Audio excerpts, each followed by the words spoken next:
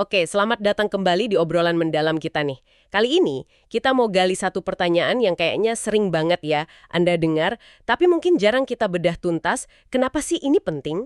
Pertanyaan apa tuh? Soal pencarian kehidupan di luar bumi, alien gitu. Jelaskan, kita penasaran banget, tapi, apa sih arti sebenarnya kalau kita sampai nemu mereka, ternyata dampaknya tuh, wah, bisa lebih gede dari yang kita kira. Ya. Soal signifikansi ya, betul banget. Sumber kita kali ini kan dari bab 8 buku The Little Book of Aliens. Nah, bab itu nanya spesifik tuh. Nanya apa? Kalau kita nemu alien, bentuk apa aja deh? Itu bakal jadi revolusi pemahaman kita soal alam semesta, soal diri kita sendiri, atau cuma jadi, ya gitu, berita heboh sebentar, terus hilang aja kayak tren kemarin sore. Oke, menarik nih. Mari kita bongkar deh. Jadi fokus kita yaitu gali lapisan-lapisan maknanya. Mulai dari nemu yang simple kayak mikroba, sampai nemu, katakanlah, peradaban teknologi canggih. Kita lihat dari sudut pandang buku ini ya. Sip. Dan kita bakal lihat kenapa ini tuh jauh lebih penting daripada sekedar nyari teman baru di luar angkasa gitu loh. Benar. Nah, yang menarik juga, buku ini kan cerita soal pergeseran pandangan di sains ya. Iya, itu menarik banget. Penulisnya cerita pengalaman pribadi dia. Dulu tahun 70-an, pas dia lagi getol-getolnya mikirin alien, wah, itu dianggap aneh banget. Agak konyol lah di kalangan ilmuwan waktu itu. Haha, iya kebayang sih. Tapi sekarang, waduh, kebalik total. Astrobiologi, pencarian kehidupan luar bumi, ini udah jadi bidang riset yang serius banget, maju pesat lagi. Jomplang banget ya sama pengalaman penulis di Hayden Planetarium tahun 70-an itu. Dulu dianggap aneh, sekarang kita punya ribuan exoplanet yang udah ditemuin. Ribuan. Terus ada teleskop super canggih kayak James Webb. Itu kan bisa dipakai buat nyari biosignatures, tanda kehidupan, bahkan technosignatures, jejak teknologi alien. NASA aja danain riset ginian sekarang. Gila sih perubahannya. Nah, pergeseran ini nih yang bawa kita ke pertanyaan paling dasar di bab ini. Intinya gini, kehidupan di bumi kita ini spesial banget nggak sih? Apa cuma kecelakaan kosmik aja yang cuma terjadi sekali di alam semesta yang luasnya nggak kebayang ini? Iya juga ya. Kita tahu planet ada triliunan. Yang mirip bumi juga mungkin banyak. Tapi apa kehidupan juga otomatis muncul di sana? Itu dia. Masih misteri gede banget. Nah, disinilah letak pentingnya penemuan pertama. Meskipun yang kita temuin cuma mikroba gitu, mungkin di bawah es bulan Jupiter, Europa, atau di atmosfer eksoplanet jauh, buku ini nekenin banget. Apa tuh? Nemuin satu contoh lain aja, sekecil apapun itu, bakal jadi bukti definitif, bukti telak. Bukti definitif bahwa kehidupan itu bukan monopoli bumi. Gitu kan? Tepat. Karena logikanya, kalau kehidupan bisa muncul independen di dua tempat beda, berarti proses abiogenesis, itu loh, munculnya hidup dari materi mati, itu bukan kejadian langka atau mustahil banget. Masuk akal. Kalau bisa 2 kali di alam semesta segede ini, Iya, kemungkinan besar terjadi berkali-kali lipat dong. Bisa miliaran kali, mungkin triliunan. wah, itu bener-bener ngubah segalanya ya berarti. Iya banget. Perspektif kita soal kosmos langsung jungkir balik. Bukan lagi alam semesta dingin, steril, terus ada satu titik biru kecil beruntung ini aja. Tapi mungkin jadi kayak kebun binatang kosmik gitu, penuh potensi kehidupan. Dan ini penting banget. Karena kehidupan itu, ini ditekankan di buku secara fundamental beda banget sama sistem fisika biasa. Beda sama batu, sama bintang. Bedanya gimana tuh? Kita kan bisa prediksi orbit planet, siklus bintang, pakai hukum fisika yang jelas. Tapi kehidupan, dia punya mesin evolusi. Dia bisa berkreasi, berinovasi, bikin kompleksitas baru, melakukan hal-hal yang nggak terduga. Oh, kayak kutipan terkenal di Jurassic Park itu ya, yang juga disebut di buku Life Finds a Way. Nah, persis. Kehidupan itu dinamis, adaptif, punya potensi bikin hal baru yang belum pernah ada. Bukan cuma kumpulan molekul biasa, tapi proses kreatif gitu loh. Iya sih, kalau dipikir-pikir, bumi kita aja udah diubah total sama kehidupan ya. Banget. Miliaran tahun loh. Oksigen di udara kita, tanah subur, terumbu karang itu semua kan produk makhluk hidup. Kehidupan kayak ngebajak fisika sama kimia planet buat kepentingannya sendiri. Wih, keren juga ya bahasanya ngebajak. Nah, pertanyaan lanjutannya jadi makin seru dong. Potensi kreatif kehidupan ini apa cuma sebatas skala planet? Atau di tempat lain, kehidupan yang lebih maju bisa mubah lingkungan kosmiknya lebih gede lagi. Kayak bangun struktur raksasa gitu misalnya. Nah, ini nyambungnya ke ide-ide yang kedengarannya agak fiksi ilmiah tapi penting, kayak skala Kardashev itu. Oh iya, yang klasifikasi peradaban berdasarkan energi yang dipakai itu kan skala planet, bintang, galaksi. Betul? Atau bahkan pertanyaan yang lebih gila lagi, apa peradaban super maju bisa mainin hukum fisika, manipulasi gitu? Wah, jadi nemuin kehidupan lain, bahkan mikroba sekalipun, itu bukan cuma nemu sesuatu ya. Jauh lebih dari itu. Ini buka pintu ke pemahaman kalau alam semesta ini mungkin jauh lebih dinamis, lebih kreatif, dan kayak kata buku ini, jauh lebih menarik dari bayangan kita. Intinya berarti, nemu mikroba aja udah ngeruntuhin anggapan kita ini unik dan nunjukin potensi biologis alam semesta yang luar biasa. Tepat sekali. Itu baru mikroba loh. Nah iya, itu baru mikroba aja udah seheboh itu ya dampaknya. Coba bayangin kalau lompatannya lebih jauh lagi. Bukan cuma kehidupan biasa, tapi kecerdasan yang ninggalin jejak teknologi. Wah, Gimana tuh artinya? Kalau kita misalnya nih, nemu polusi industri di atmosfer eksoplanet, atau nangkap sinyal radio buatan, atau malah nemu struktur gede kayak Dyson Swarm gitu.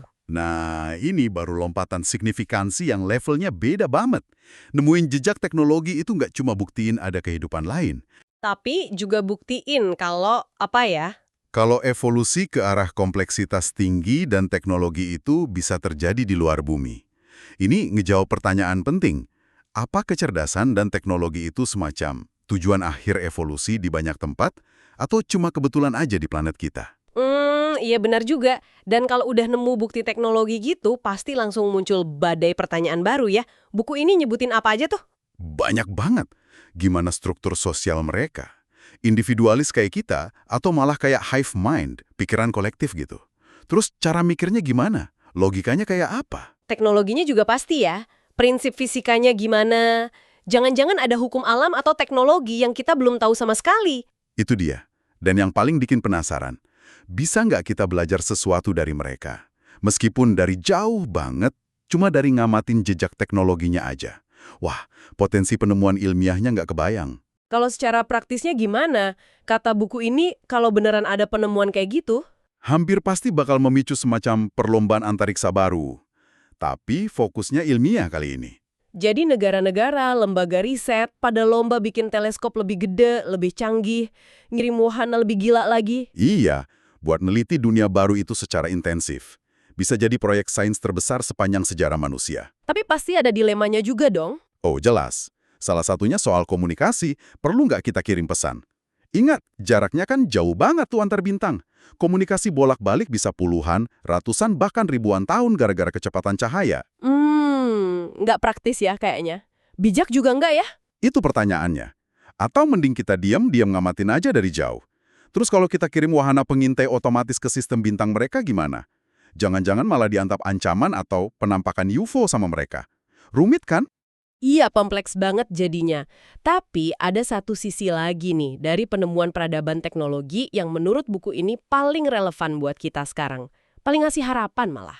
Apa tuh? Nyambungnya ke kondisi kita sendiri sekarang, manusia abad 21. Kita kan lagi hadapin banyak banget tantangan gede nih yang bisa ngancem eksistensi kita. Kayak perubahan iklim, risiko perang nuklir, AI yang lepas kendali gitu ya. Nah, iya. Di tengah semua kekhawatiran itu, kalau kita nemu satu aja contoh peradaban luar sana yang jelas-jelas udah berhasil ngelewatin filter tantangan serupa, Tantangan yang mungkin emang dihadapi semua spesies kalau udah capai level teknologi tinggi ya. bener. Dan mereka berhasil bertahan lama banget, mungkin ribuan atau jutaan tahun. Itu bakal jadi semacam bukti keberadaan yang kuat banget. Oh, bukti kalau kelangsungan hidup jangka panjang buat spesies teknologi itu memang mungkin. Tepat, itu kayak sinyal kosmik kalau ada jalan keluar dari masalah kita. Ini bukan cuma penemuan astronomi, tapi bisa jadi suntikan harapan, inspirasi luar biasa buat kita ngatasin masalah kita sendiri. Wah, jadi nemu peradaban lain itu bisa kayak, dapat contekan atau paling nggak bukti kalau lulus ujian jadi peradaban teknologi itu bisa gitu ya. Bisa dibilang gitu. Minimal bukti kalau solusi memang ada. Kalau spesies teknologi bisa awet, Pengetahuan itu aja udah berharga banget kan? Iya banget. Belum lagi kalau kita beneran bisa belajar caranya mereka bertahan, buku ini berspekulasi. Kalau datanya cukup detail, kita mungkin bisa dapat petunjuk cara bangun peradaban teknologi tinggi yang berkelanjutan. Berkelanjutan dalam arti apa nih? Ya, mampunya imbangin kebutuhan teknosfer kita, semua teknologi yang kita bangun, sama kesehatan biosfer planetnya. Jangka panjang gitu. Nemuin modal keberlanjutan kosmik gitu ya? Cerdas lain, tapi juga bisa jadi cermin dan panduan buat masa depan kita sendiri. Oke, seru banget nih. Tadi udah bahas mikroba, terus peradaban teknologi jauh. Nah, sekarang kita masuk skenario yang paling paling gila deh. Yang paling sering di film sama berita heboh. Yang kata penulisnya, holy bleeping crap. Momen, wah gila banget ya. Haha, apa tuh? Gimana kalau fenomena UFO atau UAP, istilah barunya kan itu, secara definitif nggak bisa dibantah lagi. Terbukti itu wahana dari peradaban non-manusia. Waduh, ini skenario paling mengguncang sih.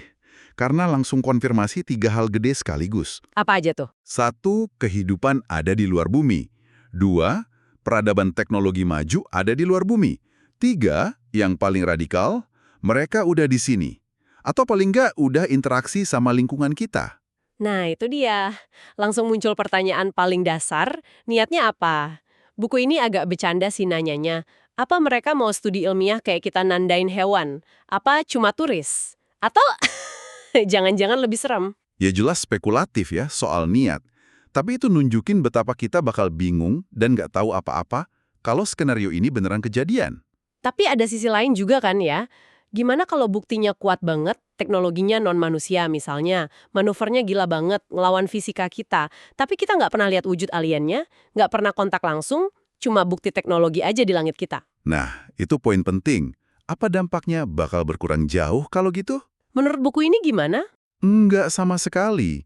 Pengetahuan pasti kalau ada entitas lain dengan teknologi super canggih beroperasi di wilayah udara kita, meskipun kita nggak tahu siapa atau maunya apa, itu aja udah cukup buat ngubah segalanya secara fundamental. Jadi tetap aja bakal jadi penemuan paling monumental dalam sejarah. Iya, meski tanpa kontak atau tahu motifnya, kepastian kita nggak sendirian, dan kita lagi dikunjungi atau minimal diamati dari dekat pakai teknologi non-manusia, itu bakal memicu revolusi total. Sains, filsafat, politik, mungkin agama juga. Konsekuensinya pasti luas banget ya. Banget.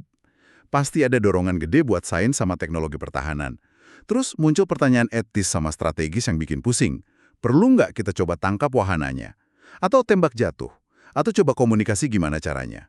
Salah langkah dikit aja risikonya gede banget. Jadi intinya nggak perlu nunggu ada pendaratan di Monas gitu ya. Konfirmasi definitif ada teknologi non-manusia di dekat kita aja, udah jadi titik balik sejarah yang nggak bisa dihindari. Cara kita mandang diri sendiri, tempat kita di kosmos, hubungan antar negara di bumi pun kemungkinan besar berubah drastis, permanen.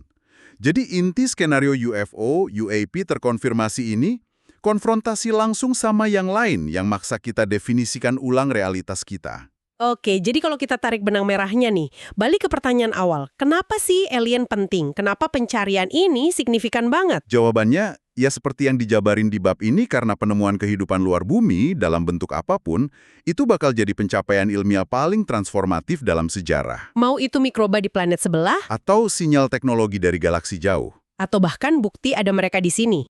Itu semua bakal mengubah arah peradaban kita secara fundamental. Jadi ini lebih dari sekedar nemu sesuatu yang baru ya? Jauh. Ini soal nemuin konteks kita di alam semesta. Kita ini unik dan sendirian banget nggak sih? Atau kita bagian dari proses kehidupan kosmik yang jauh lebih gede dan tua? Kita ini anak bawang di panggung kosmik? Atau malah salah satu yang tersisa? Jawaban ini bakal mengubah makna jadi manusia itu sendiri. Dan ada kesan mendesak gitu ya di sini. Buku ini kan nekenin kalau kita-kita yang hidup sekarang ini, Anda juga yang lagi dengerin, Kita semua nih, iya, kita mungkin ada di titik paling krusial dalam sejarah soal pertanyaan ini. Gara-gara kemajuan pesat di astronomi, astrobiologi, teknologi observasi, jawaban misteri kuno ini beneran mungkin bisa kita dapetin pas kita masih hidup. bener banget. Kita kayak lagi siap-siap mulai pelayaran besar penemuan kosmik gitu. Instrumen kayak James Webb, teleskop raksasa generasi baru yang lagi dibangun di bumi, itu beneran ngasih kita kemampuan buat ngintip atmosfer eksoplanet. Buat nyari tanda kehidupan, biosignatures atau technosignatures itu tadi ya. Dengan cara yang dulu nggak kebayang sama sekali. Kita ada di ambang potensi penemuan terbesar ini. Nah, ini jadi bawa kita ke pikiran penutup yang agak gimana ya, provokatif gitu, terinspirasi dari semangat buku ini sih. Gimana tuh? Mungkin nih, pertanyaan paling relevan buat kita sekarang itu bukan lagi apakah kita harus nyari alien, atau gimana cara terbaik nyarinya. Toh kita udah jalanin itu. Terus pertanyaan yang lebih penting apa dong? Yang lebih dalam dan mungkin lebih mendesak itu, apa yang bakal kita lakuin pas kita akhirnya nemu mereka. Bukan kalau, tapi pas kita nemu. Wah, iya juga ya. Seberapa siap sih kita sebenarnya? Sebagai individu, masyarakat global, sebagai spesies manusia, buat ngadepin dampak penemuan sebesar itu. Penemuan yang bisa ngerombak total cara kita mandang sains, filsafat, agama, bahkan struktur sosial kita sendiri. Udah kepikiran belum langkah selanjutnya gimana? Pertanyaan gede banget itu buat direnungin bareng-bareng. Iya, ini bukan cuma soal bintang-bintang di luar sana, tapi juga soal diri kita sendiri di sini. Oke deh, terima kasih banyak udah nyimak obrolan mendalam kita kali ini. Sampai ketemu lagi di kesempatan berikutnya ya.